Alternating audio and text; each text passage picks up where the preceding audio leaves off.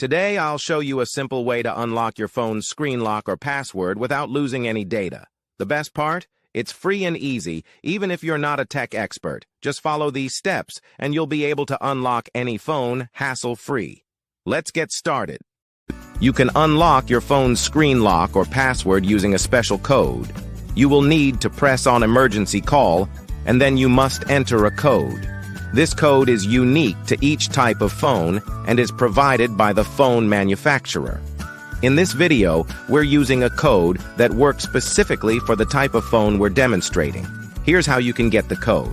Visit this website that provides unlock codes for free using a unique method. And that's it. Now you can unlock your phone without losing any data. See you in the next video. Bye.